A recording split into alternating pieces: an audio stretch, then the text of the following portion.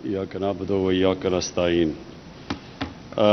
जाम साहब, आपने अभी बात की कि पहले वाले जो आए वज़ीर आज़म या मुल्क के सरबराह, तो उन्होंने वो तवज्जो बलूचिस्तान को नहीं दी जो देनी चाहिए थी।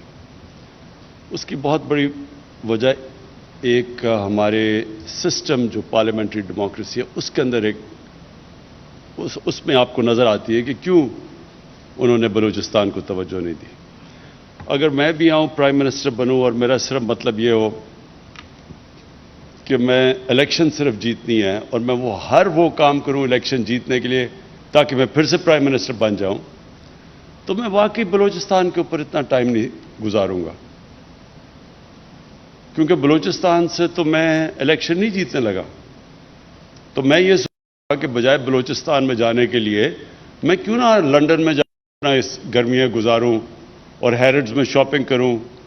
तो मैं जो इतनी मेहनत से मैंने करप्शन का पैसा बनाया होगा वो मैं वहाँ खर्च करूं, बजाय मैं यहाँ के बलूचिस्तान में आपकी टाइम स्पेंड करूं। तो लिहाजा एक नवाज शरीफ ने 24 लंदन में ट्रिप्स की अपने दौर में, 22 प्राइवेट ट्रिप्स थी, 22 भी नहीं बल्कि 23। एक दफ़ा ऑफिशियल ट्रिप, 23 वो प्राइवेट ट्रिप्स करने गया लंदन। तो बलूचिस्तान तो मेरे ख्याल में वो 2 दफ़ा भी नहीं आया।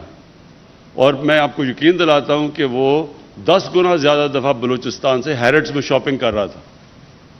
और दूसरा आसिफ ज़रदारी, उसने 51 दुबई की ट्रिप्स की, मेरे ख्याल में एक दफ़ा भी यहाँ नहीं आया होगा। तो कहने का मतलब यह है कि इनके लिए, जिसकी वजह से आज पाकिस्तान उधर नहीं पहुंचा जिधर पहुंचना चाहिए था, क्योंकि वो उनके मकासद और थे। अगर कोई पाकिस्तान का सोचेगा वो जरूर बलूचिस्तान का सोचेगा। अगर वो कोई इलेक्शन का सोचेगा, अगर वो इलेक्शन का सोचेगा तो वो सोचेगा कि फैसलाबाद डिवीजन, सिर्फ फैसलाबाद डिवीजन में बलूचिस्तान से ज़्यादा नेशनल असेंबली की सीट्स हैं, तो वो वहीं तवज्जो दे दे, वो पास भी है। तो ये हमारी बदकिस्मती से जिस तरह हमारा मुल्क इवॉल्व किया है, ये बहुत बड़ी हमारी, अगर आप देखें कि हमारे इलाके पीछे हैं।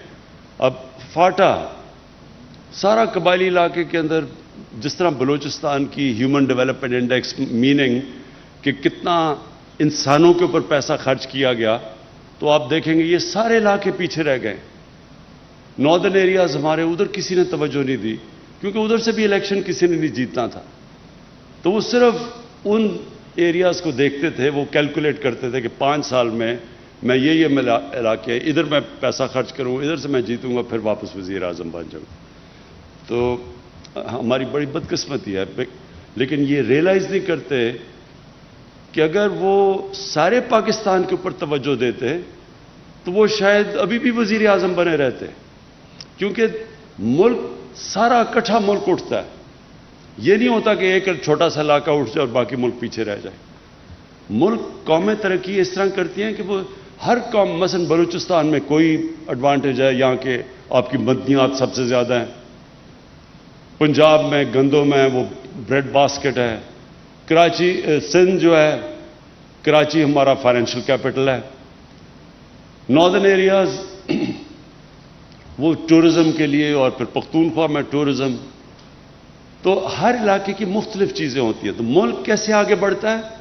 जब सारा मुल्क मिल के मुख्तलिफ जो एडवांटेजेस मुख्तलिफ इलाकों के होती हैं वो सब मिला के मुल्क ऊपर उठ जाता है। तो जब आप तवज्जो नहीं देते मुल्क की तरफ, तो आप छोटे थोड़े इलाके आप पैसा खर्च कर देते हैं, वो थोड़ा आगे जाते हैं, लेकिन मुल्क आगे नहीं जाता।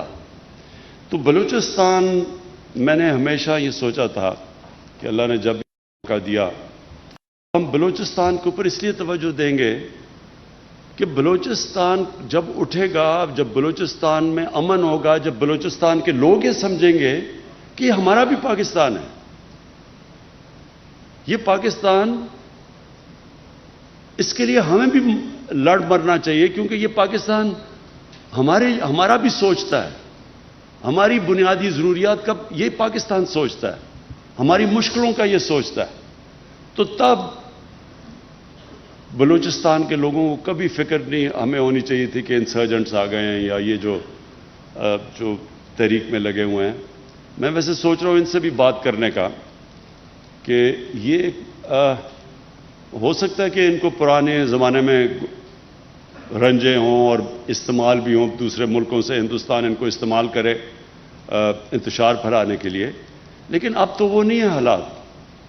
کبھی بھی بلوچستان کی تاریخ میں ایک فیڈرل گورنمنٹ جو کہ بڑے مشکل معاشی حالات سے نکل رہی تھی، اور ابھی بھی اللہ کا شکر ہے ہمارے حالات ابھی بہتر ہیں، لیکن وہ حالات نہیں کہ ہم اتنا زیادہ بلوچستان کو پیسہ دے سکیں federal P S D P سے، جبکہ اتنی زیادہ ہمارے اوپر پنجاب میں، اور پنجاب کے لوگ سب سے بڑا صوبہ ہے، وہاں سے بڑی ڈیمانڈز ہیں، سارے پاکستان سے ڈیمانڈز ہیں، لیکن سب سے زیادہ پیکیج ہم نے بلوچستان کو اس لیے دیا کہ ہمارا خیال ہے کہ بلوچستان کے لوگوں سے واقعی انصاف نہیں ہوا، وہ پیچھے رہ گئے، اور بلوچستان سے سینٹر نے بھی انصاف نہیں کیا،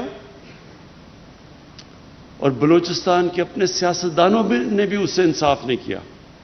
جو پیسہ آتا بھی تھا میرے خیال میں وہ بھی صحیح طرح نہیں لگا، اور وہ لوگوں نے اپنی ذات کے اوپر وہ پیسہ خرچ کیا ہوگا، لیکن بلوچستان کے لوگوں کے لیے جو پیسہ جانا چاہیے تھا، اس لیے وہ جو سارا ایک احساس محرومی پھیلنی شروع ہوگی بلوچستان میں، یہ کبھی نہ پھیلتی اگر بلوچستان کے لوگ بھی جو اپنے پولیٹیشنز تھے وہ بھی اپنا صحیح معنی میں اندر جو بھی پیسہ ملتا تھا وہ صحیح معنی میں خرچ کرتے۔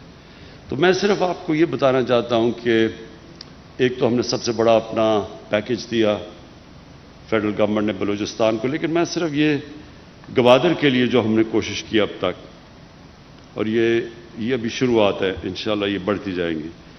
ایک تو ہم ڈی سیلینیشن پلانٹ کے اوپر پوری اب کوشش کر رہے ہیں کہ جلدی سے جلدی ایک لگے، چائنیز کے ساتھ مل کے بھی ایک 300 بیڈ کا ٹیچنگ ہاسپٹل بن رہا ہے۔ یہ ٹیچنگ ہاسپٹل زیادہ ضروری ہوتا ہے، اس سے پھر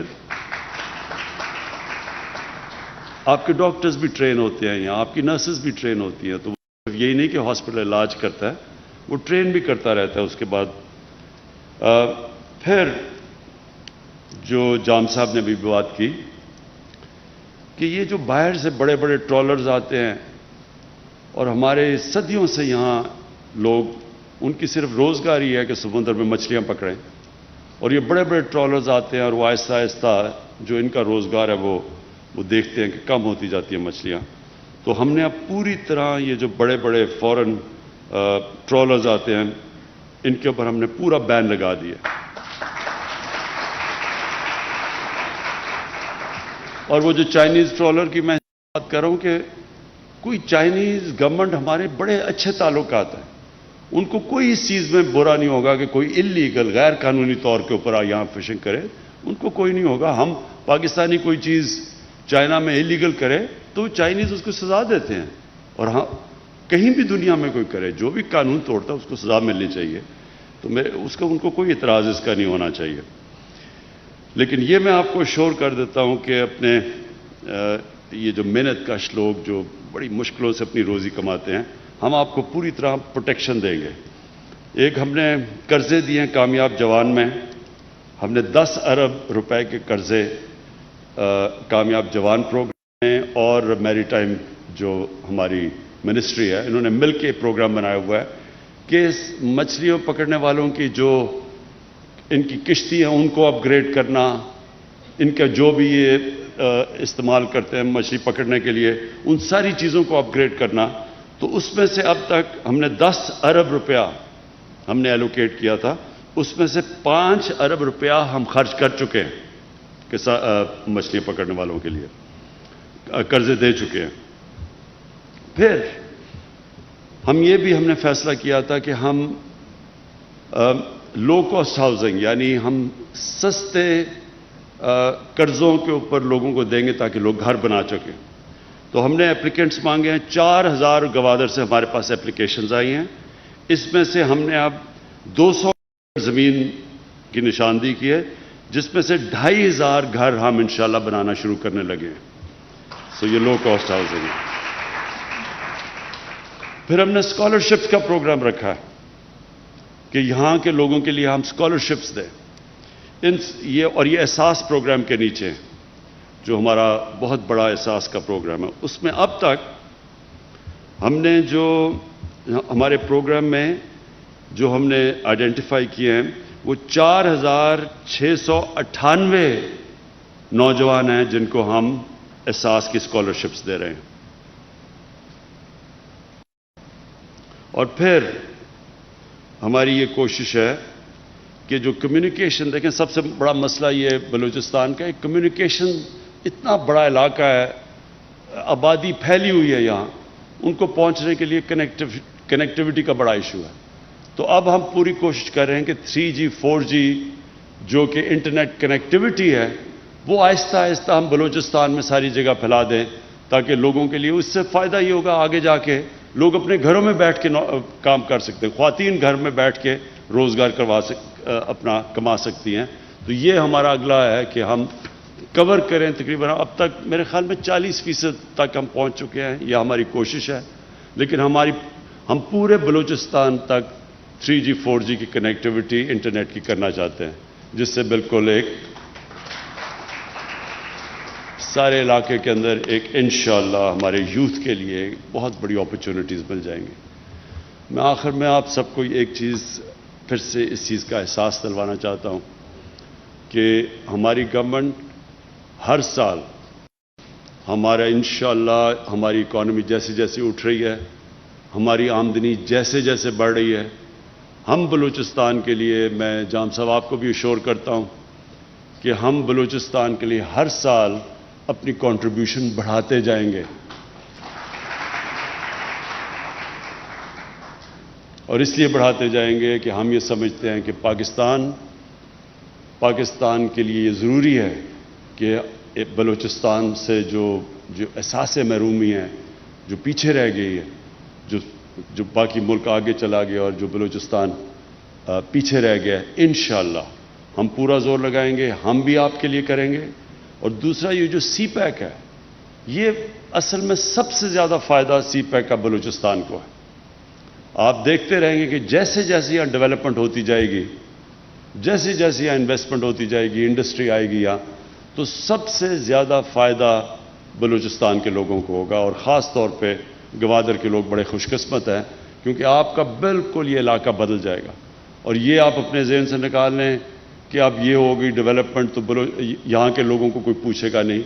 کیونکہ یہ لوگ ہمیں کہتے ہیں سوئی گیس جب نکلی تو وہ جو علاقے میں لوگ تھے ان کے اوپر تو کسی نے کوئی انویسٹمنٹ کی نہیں، وہ ساری پاکستان میں وہاں سے گیس نکل کے سارے پاکستان میں گئی، لیکن وہاں مقامی لوگوں کو تو بہت کم فائدہ ہوا. تو یہ اب جو تاریخ سے ہم نے یہ جو اس ناانصافی سے چیز سیکھی کہ آگے سے یہ ابھی کبھی نہیں ہوگا. سب سے پہلے ہم یہ انشور کریں گے کہ مقامی لوگوں کو پوری طرح فائدہ ہو. بہت بہت شکریہ.